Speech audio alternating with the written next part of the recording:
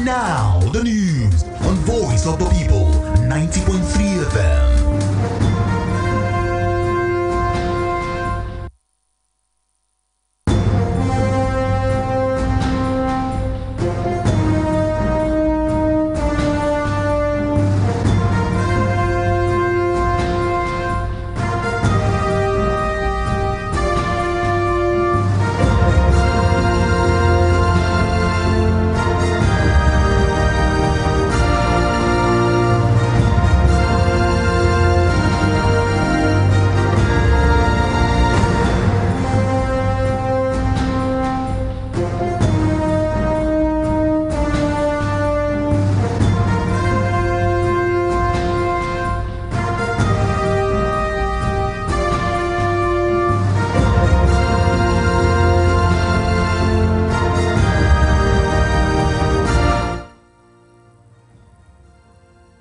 Hello there and welcome to the World News right here on Voice of the People 90.3 FM. My name is Esther Mwachukwu and these are the top stories. Alex Oti wins as tribunal delivers judgment on Abia governorship elections. Lagos State Police reveals sequence and led to Mobad's death. APC chieftain declares Tinubu ordained to be president. Details now.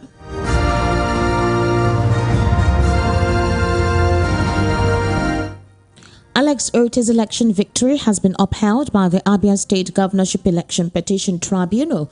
Now, VOP News gathered that the court sitting in Umuahia, the state capital, dismissed 3 of the prayers brought forth by the candidate of the People's Democratic Party, Oke Ahiwe, against Oti. The tribunal, which delivered its judgment at approximately 1:20 p.m. today, ruled that Ahiwe's case against Oti of the Labour Party lacked merit.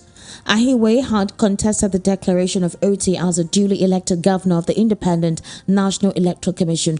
Through his lawyer, Paul Ananaba, a senior advocate of Nigeria, Ahiwe had requested that the court remove Oti and declare him the winner, citing non-conformity with Section 77 of the Electoral Act, among other grievances.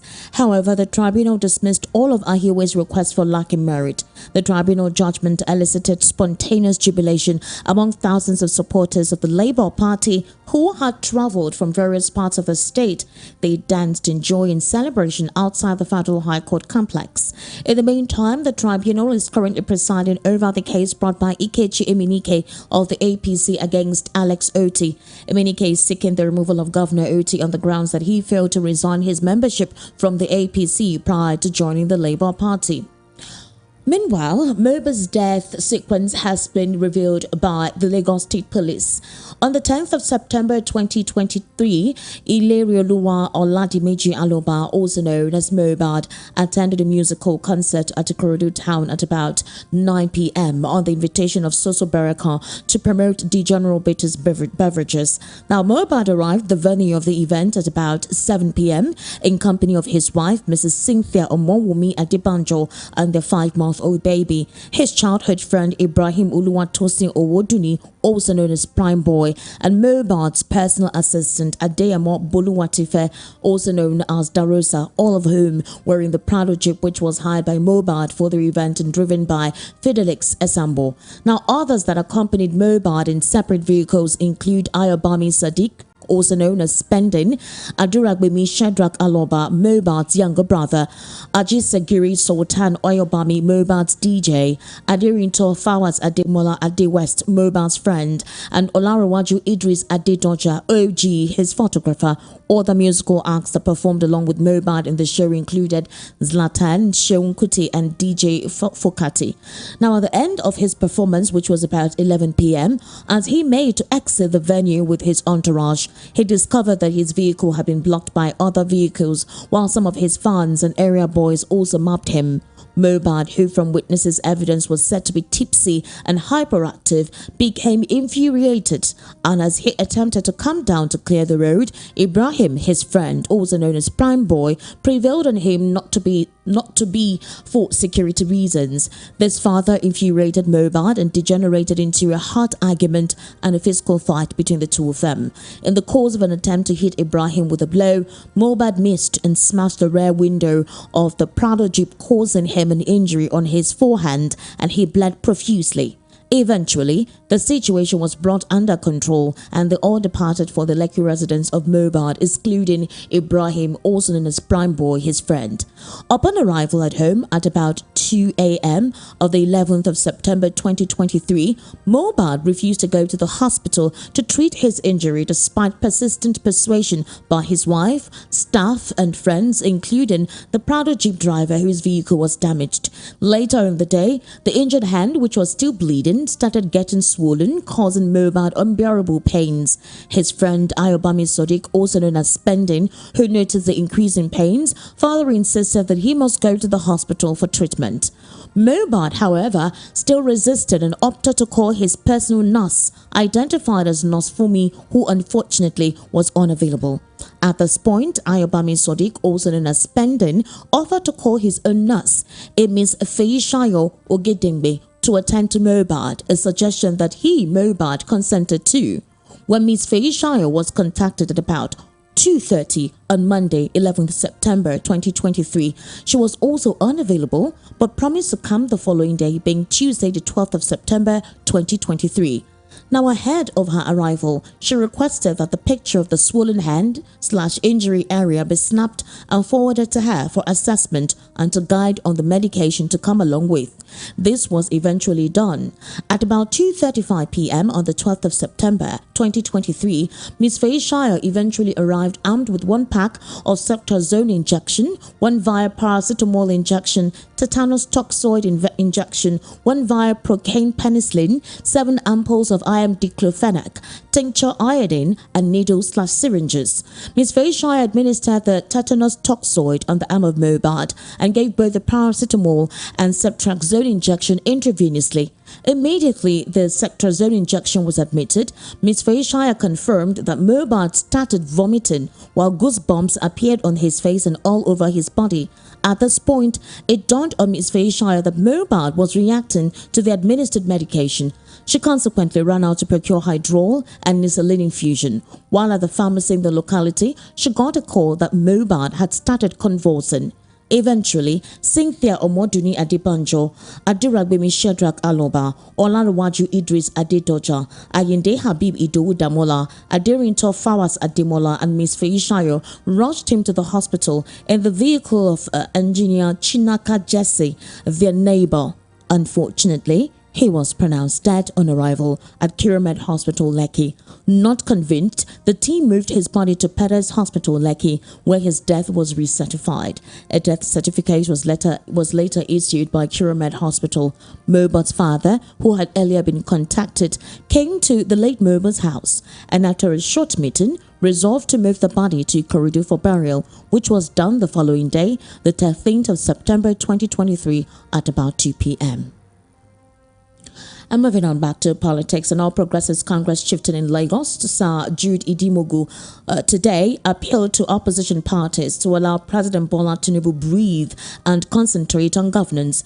Idimogu, the immediate past two-term lawmaker who represented Oshodi Solo constituency 2 in the Lagos State House of Assembly, made the appeal in an interview with the news agency of Nigeria.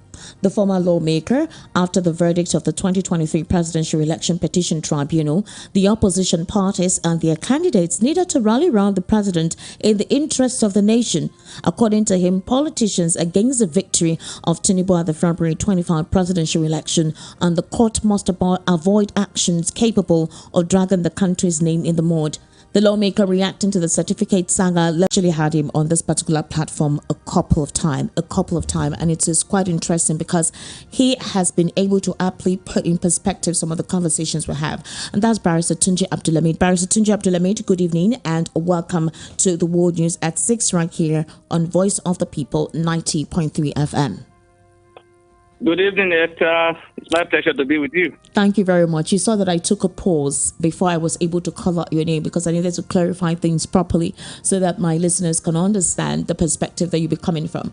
Now, Barrister Tunji Abdulhamid, we're back again on the situation with the president. The reason why this is a topic of conversation at this point in time is the future of politics in Nigeria. Do you think it spells doom?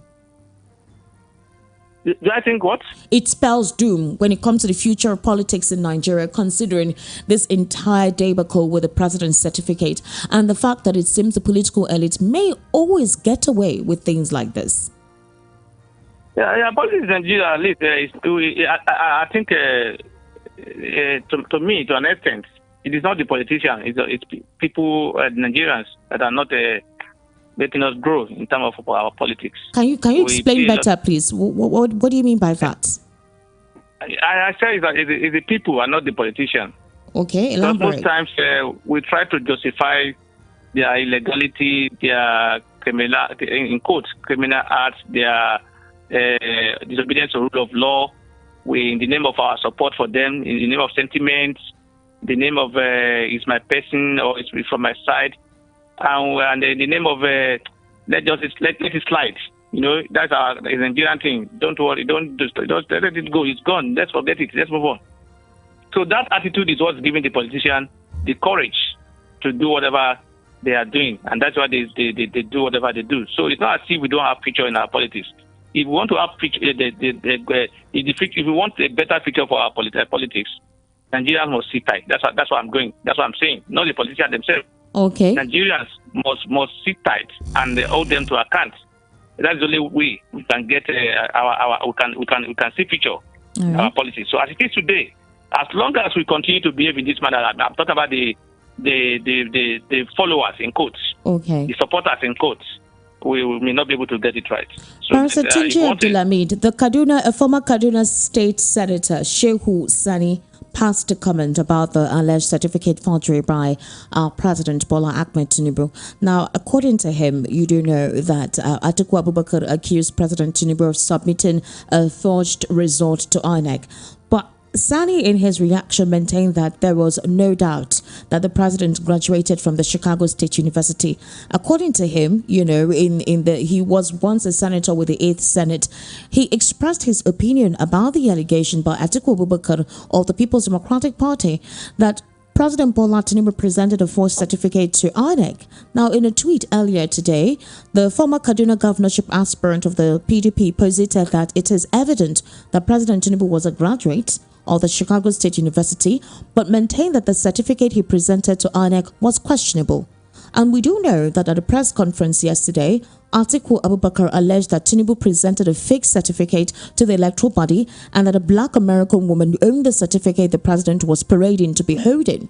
Now, the former vice president also alleged that the ruling All Progressives Congress sent some party governors to pacify him, but he did not give them an audience as he did not allow them into his house.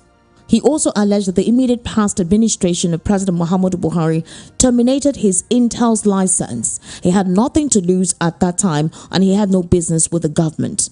However, the senator, via his ex account, is insisting that there is no doubt that the president graduated from that institution. However, that the certificate is questionable. Can you help me make sense of his position, of what he just posited? You are affirming that there is no doubt the president attended that particular institution, but that his certificate is questionable. Why will his certificate be questionable? That's one question. Secondly, let's just say peradventure anything happens, right? You could have a fire outbreak in your house. The president is quite old, so anything could have happened to his document in the course of his life while he actually, migrates to one place or the other. So there is a tendency that he lost that academic record or he lost the original certificate. But if you have lost it and you are vying for a top political office, you tendered this particular document when you became the governor of Lagos State. Why was it difficult to ask for a replacement of that particular certificate? As of what Caleb Westberg actually said during his deposition, when he swore under oath with Angela Liu, the legal practitioner representing the PDP, he stated that it is when the student asks for the replacement, they could actually give it to them if they want. But there are third-party members who can actually clone this certificate. But there is a difference between the clone and the original one. Although in the US, documents like that, like the certificate, are basically more ceremonial. So if you attended an institution, right, and you feel that you attended an institution, the institution is saying you attended that particular institution, how is it that the certificate that is meant to validate that you actually attended that institution is questionable? Now, it is questionable because the institution that you claim gave you the document, or where you ought to have obtained the document, cannot confirm it. They can't satisfy it. That's why it's questionable. In other words, the institution is saying, look, from our record, we are not aware of this certificate. That is the meaning of what you're saying, because they say they can't satisfy it. That they don't, that the one issued to him, is not, they are just seeing that particular document for the first time. They don't have that one in their record. So that's why it's questionable. It's questionable because probably the president did not go through the proper process to obtain a replacement. Probably the president did not even make attempts to obtain it. Probably the president on his own decided to approach somebody to do it for him. Probably. So that's why it's questionable. So the answer is on the president, for the president to have to tell us how he obtained those documents. Unfortunately, in our system, that responsibility is not on him. Okay. Until the PDP and Article 2 were able to discharge their own body before the court, that's when it will shift to the president. If they are not able to discharge that, the president will not even be required to say anything regarding it, how you obtain it. So if we are operating a system whereby when you are alleged to establish the innocence, that will be a body on the president to explain. As this today, if for the article and code to establish that, look, this certificate is not the one issued to him. Especially when the school has said that, look, we cannot certify it, we cannot confirm it because we don't know about this certificate. So the answer to your question can only be given by the president. He is the only person that can tell us the reason why you have to bring a certificate that will be controversial and how he obtained that particular certificate. People should not twist the story. The story is not whether or not the president attended the CSU. It's been clear, it's been confirmed that he attended the school. But the certificate obtained from the school is the issue now. You attended and you are giving certificate. The one that you have in your hand that has been submitted to the INEC, is it the one that was given to you? They are not the same thing as to whether or not you attended. So because people are telling us to keep on, that he has already confirmed, that it's been confirmed that he attended the school. Yes, that is done. We agree. That he submitted the document, called certificate, obtained from that school. And the school is saying, we don't know about it. How did you come about it? I'm not even talking about the court case now. It's a moral body of the president to explain to his citizens how you come about that document. Because it will be unfair. Why I say moral body here is this president that would direct people to be for this kind of thing. How will they stand? And they're investigating, and I say, don't you have the similar case? That would be an insult. It will get to that level. People will say, the president has a similar situation. Do anything. You know, that's why I say the moral body, president, and the president must have to care that body. Barrister Tunji Abdulhamid, sorry to cut in here because we're quite gradually running out of time, and there are a couple of questions I need you to quickly respond to. Atiku Abubakar, during the press conference on October 5, when he was addressing the press supporters of his party and journalists, said that the president's CSU certificate saga has brought disrepute and embarrassment to Nigerians as a whole. He also encouraged relevant stakeholders to uphold the tenets of democracy by establishing the truth about the certificate submitted to the electoral umpire by the president. He also asked Peter Obi and Rabiu Kwankwaso of the New Nigeria People's Party to join him in the fight to clarify this particular certificate saga, and that truth must always be at the pedestal or be the tenet of responsibility of any credible nation as Nigeria. Now, he also stated that the quest is not necessarily to mud the president or mudsling him. It is about for the essence of truth to prevail. But other critics have come out to ask questions about the integrity of Atiku Abubakar as an individual. They've stated that he also has a corrupt past a past that also needs to be cleared out? Is it because no one is actually hammering on that? They also asked him to present his own academic records and see if it is truthful or as transparent as he claims. So what's your take on what the critics say concerning that? I don't understand the way what we are saying here. It has become our habit in Nigeria. When you accuse somebody of wrongdoing, rather than address the issue, they will come to you and say, "How about you?" We now compete with who is more. One thief is better than the other. That's what we are now doing in Nigeria now, and people now see it as a competition to say, "Well, which one is more? Which one is bad?" So if anybody, if anybody, PDP, if I tell you, APC, or anybody, regarding the academic record of any of the, not even talking only about Abia now, anybody that conducts election, or anybody that are in any public position, not only, even if you are not conducting election, if you are aware that somebody is holding a certificate or document that is not his own and is using it for a benefit for himself, expose that person. So if you have anything against Abubakar or whatever regarding his credentials, bring it out. Let's look at it. Okay. Also, if we are clear that truly he has done that, we call him out.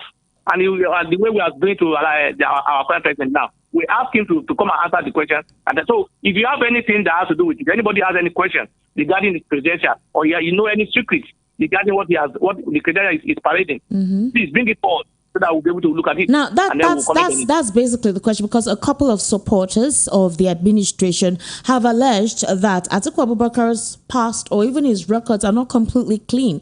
It's almost like, who are you to throw a stone at another person when you haven't removed the log in your eye? And that is in support of, the president and his stance. A couple of other persons have complained that that Atiku Abubakar is supposed to help the president concentrate on going about, a smooth process of governance rather than having to distract him. Let me take you back to one of the spokes. Let me come in there first. Okay. Let me come in, please. All right, go ahead. If we are going that route, okay, even the police and the EFCC or whoever that is prosecuting people will not have the moral right to prosecute anybody.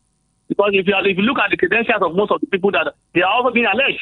When Magu was in position, at the time he became the chairman or acting chairman, It was not clear. He was alleged of corruption. Yes, he was in charge of people. So if you are talking about the fact that somebody has a burden, if that person has a burden, bring it out. When you bring it out, then that people will see it. Then if you don't say, what we are saying here in Nigeria is that, look, if you have a friend who's committing crime, if you have a family who's committing crime, or if you don't expose him because he's your friend, that's what people are saying. Or if you have a friend who's doing something bad, and you also see him as a criminal, so you cannot expose that person. That's what they're saying. Just keep quiet because they're also a criminal. That will not help us. Yeah, a criminal can expose a criminal, and that's why in some cases you see government even using so those who committed the offense together with them as witness. It happened. Former Governor Fayose is facing trial in court now. One of the co-accused is left off the hook. All right, Barrister Tunji, quickly. At this point in time, it's about the president's integrity. Do you think the president owes Nigerians an apology? Secondly, do you think that he should step aside? Because that's what a couple of critics are saying, that that's a noble thing to do when you have a Kemi Adonsho, former finance minister, step down because of her NYSC certificate. You have a former Senator Salisu, also the same thing. He had to drop down because of the alleged certificate forgery. And a couple of critics are asking the president to toe the same line. But his supporters are saying, these are the critics are actually stating this, while his supporters are saying that the president has a right to the privacy of his documents concerning the laws established under the United States of America. And this is basically by Felix Morka. Felix Morka is saying that the issue of certificate was never discussed at the tribunal. He actually is stating that this will be an effort in futility for Atiku Abubakar and his legal team. But during the press conference on the 5th of October, Atiku Abubakar and his team said that the Supreme Court, when it comes to a case like this, either if you meet the kind of conditions that are meant to be, you're meant to require, the conditions required for you to tender a new evidence at the appeal, which is at the Supreme Court, it is possible that the Supreme Court will definitely attest to that, pay attention to that. But the legal team of President Bola Ahmed Tinubu, right from the onset, have been insisting that this particular document will be irrelevant at the Supreme Court. They've been saying it's an effort in futility. The Supreme Court will not pay attention to it because it was not tendered at the Presidential Election Petition Tribunal, and that the Supreme Court will uphold what was disclosed or the judgment given at the Presidential Election Petition Tribunal. This seems so certain. So do you think there is something underhand that we do not know? Is it that the judiciary or the judges at the Supreme Court, which of course has not yet been unveiled at this time, but do you think there is something that the legal team of the president knows that we do not know, because they seem to be so certain as to the direction that the judgment will go? Hello? I can hear you. Go ahead. Mr. Moka is a lawyer, and he's speaking as a lawyer. Okay. The matter has already been called. Yeah, he's speaking as a lawyer because, he's talking about the possibility and the likelihood of what may likely happen in a court based on his own position and based on the way he's looking at the law from his own side. He's the PRO or the police secretary of the party, and he's also a supporter of the president. So you're not expecting to say something else. So the Supreme Court will determine that whether or not that document will be admissible, whether it will not be admissible. The matter for the Supreme Court to determine. It's at the discretion of the Supreme Court. We should not preempt the Supreme Court. And for me, whether or not Supreme Court, my own position today now is that whether or not Supreme Court effectively rules against the president or in favor, rules in favor of the president. Okay. That not exonerate the president from the discovery that has been that is on ground. In other words, all the controversies and the legal certificate, all the thing that has been exposed before the court will be established. In other words, in our law, if court says you fail in your case simply because it's not satisfied that you have enough material before the court, that will not erase the fact that the position, the document you place before the court, or the fact before the court, or the truth before the court will not go away. The only thing that is you will not get judgment based on the fact that based on what the law says. But that's not clear the controversy in the document. The controversy will still be there. The argument will still be there. In other words, if you say it's not proper, or you did not bring enough evidence, that will not be saying that yes, you are not correct. But you just say that you did not do enough to win your case. Not that you're not correct. Or because it's not saying that, look, what you said is not correct. They are not saying this certificate actually was. What they are saying is that, so for me, a lot have been exposed already. And to me, that is unfortunate for the country, affect our image. And as I talk to you today, I'm aware that people have been, both the Nigerians who are schooling abroad, are giving special screening now on whatever they presented. I have been told that I am aware, it's on the news, that over some notice have been put to another test. Tell me whether or not the doctors submitted that are actually their own. So they are going to be happy. The president will not have the morale to even at the international level among his committee, your friends, to even be enough to say some things because they may eventually attack him and say, look, well, what are you saying? So are you not part of are you not the one that was alleged of this and that? So those are the issues that it's an embarrassment to the country. If we're in a country where things work the way it works, the president may even resign by now on his own. Whether or not he's found guilty or he's not found guilty. All right, it's an embarrassment and he may have resigned by now. Thank you so much for your time. Finally, do you think that the president should organize a press conference? There have been a lot of speculation from the camp of the president. Most of his spokespersons and legal teams have been giving their own responses to this whole CSU certificate saga. Don't you think that the president should actually call a press conference and possibly address Nigerians and possibly let us hear what he has to say concerning this? He's been too mute all this while that this case is ongoing. I am not sure the president will call any press conference on this. He won't say anything on it regarding the press conference. But his supporters and those who like him will be doing the job on his behalf. The president is not, it's when you have done the right thing that you have the confidence and boldness to speak to people. And now it's clear. Or we may be hiding on the law. They're saying, look, Supreme Court and this law is saying this just that. Saying that the certificate by document was not the one issued to him by the so that is forgery and that is even perjury because under the document is signed, it's INEC confirmed and told these documents are true and they are correct documents that ended body. So that there are a lot of offenses committed by the president in that regard. If we're in a country where what way it works, National Assembly by now will be planning impeachment proceedings. Unfortunately, we're in a country where people justify crime or illegality because they are the same party, because they are from the same community, because they are from the same ethnic whatever. So that's what we are in Nigeria. We're not a country where we talk out to ourselves. Barrister Tunji Adami, I sincerely do appreciate you giving us your time to explain most of these issues that was raised up on the World News at 6.